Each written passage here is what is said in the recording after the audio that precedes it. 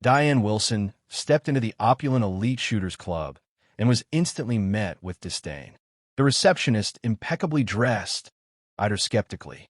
"You must be lost. General services are out back," he said.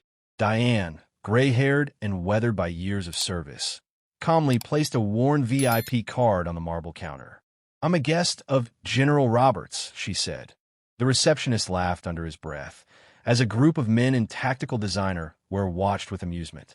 "This card expired 5 years ago," he said, pushing it back toward her. Diane remained unbothered.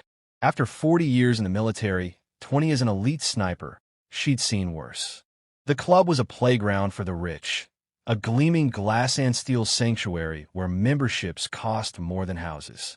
When the receptionist reluctantly checked the system, his expression shifted. "Lane 10, he said begrudgingly. As Diane signed in, Alexander Morgan, a tech billionaire and key shareholder, approached. "Is this a joke?" he said loudly. "Since when do we let people like her in?" "Told she was Robert's guest." Morgan sneered. "What do you do?" "Clean weapons." "I use them," Diane answered evenly. The room erupted in laughter. Morgan, relishing the moment, suggested she attempt the club's most feared trial, the Alexander Duma challenge. 10 consecutive perfect shots at 500 meters, the ultimate sniper test. "If you win, I'll pay your membership," Morgan taunted. "Fail, and you clean our toilets." Phones came out of film. Diane agreed without hesitation. The group led her to the range, handing her a basic, poorly maintained rifle, a clear setup for failure. Instructor Trevor Powell scoffed, "Adjust it if you can." Unfazed, Diane began precise modifications. Her movements, smooth and practiced, hinted at decades of experience. Among the crowd, young shooter Sophia Chen watched, uneasy about the mocking atmosphere. "Why are they treating her like this?" she asked quietly.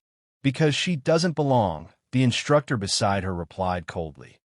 Unknown to the spectators, Diane's hands had saved countless lives in battles hidden from public record.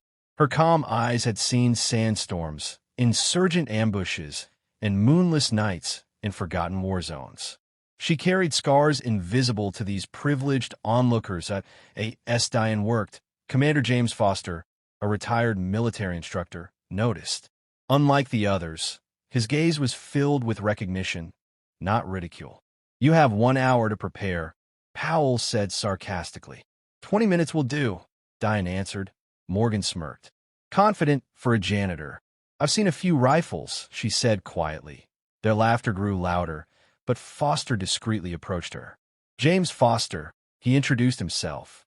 "I've seen how you handle that weapon. It's not standard issue." "Vice or battalion," Diane replied. "Sniper. 20 years, 37 missions." Recognition flashed across Foster's face. "The Ghost of Fallujah," he whispered, a name known in veteran circles, spoken with awe. "They have no idea who you are," Foster said, glancing at the mocking crowd. "Better that way," Diane replied, adjusting her scope. Foster offered to fetch better equipment from the armory, but Diane shook her head. "I'll use what they gave me." In the main hall, Morgan popped champagne in anticipation of Diane's failure. Bets were placed on how quickly she would cry or miss the target entirely. Sophia Chun, disturbed by the cruel spectacle, voiced her concerns to Foster. "Be patient," he said. "They'll learn." The 20 minutes flew by. The crowd, buzzing with excitement, returned to the range.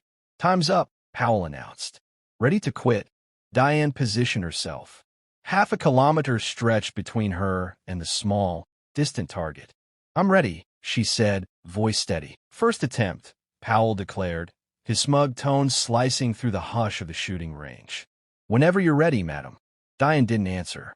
Her eyes peered through the imperfect sights, not at the paper target, but at memories, distant deserts, blacked-out nights, where each shot she took had meant survival for her squad.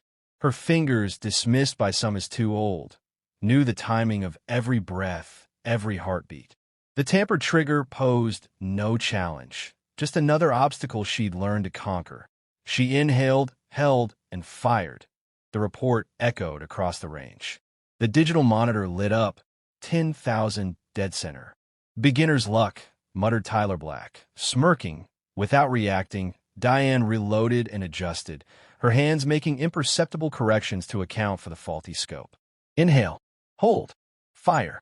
10,000. The room stirred. Even Morgan, lazily lounging with a glass of champagne earlier, now sat upright, eyes fixed on the monitor. Third shot. 10,000. Fourth shot.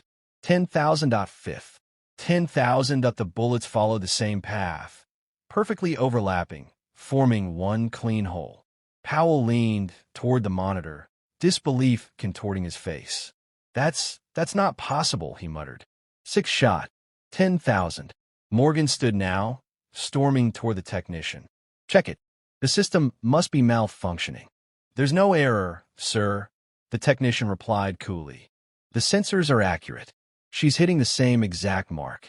Seventh shot. 10,000. Morgan's arrogance began to crack.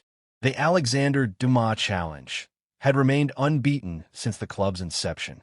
Even Morgan, with his custom rifle, had never passed 6. Who is she? Morgan demanded, turning to Foster. Wrong question, Foster replied, calm as ever. The right one is, why did you assume she couldn't be? 8 shot. 10,000. Everything paused. Conversation stopped. Other shooters lowered their weapons. Even the club CEO, a retired colonel who rarely left his office, stepped out. Am I seeing this right? He asked, narrowing his eyes at the screen. 9 shots. Someone corrected as Diane pulled the trigger again. 10,000. Tyler, camera in hand, streamed the scene live. What began as an attempt to mock Diane now immortalized a historic moment. Then came the 10th shot. Diane did something unexpected. She turned to Morgan, locking eyes with him. Calm, unwavering. Then she slowly lifted the rifle, turned back to the target, and fired, all in one graceful motion. 10,000. The monitor flashed. Record set. 100 out of 100. Dumas challenge completed. For a moment, the room was silent. Then came a single clap. Foster. Then Sophia.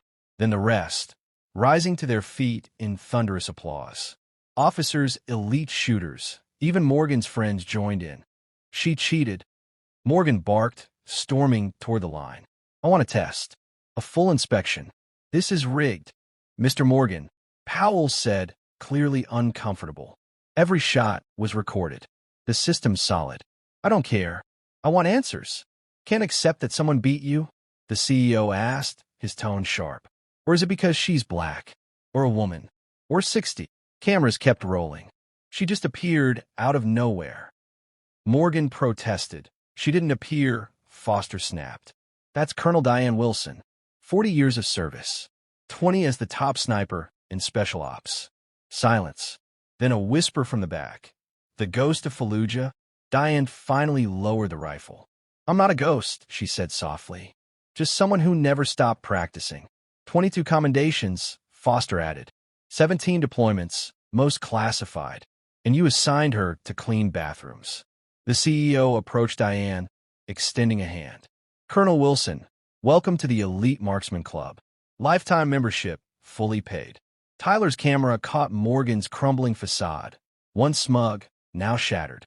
Diane placed the rifle down. About our bet, Mr. Morgan. I believe you owe me a year's membership. Morgan hesitated, sweat glistening. Yes, a deal is a deal. I'd like to change it, Diane continued.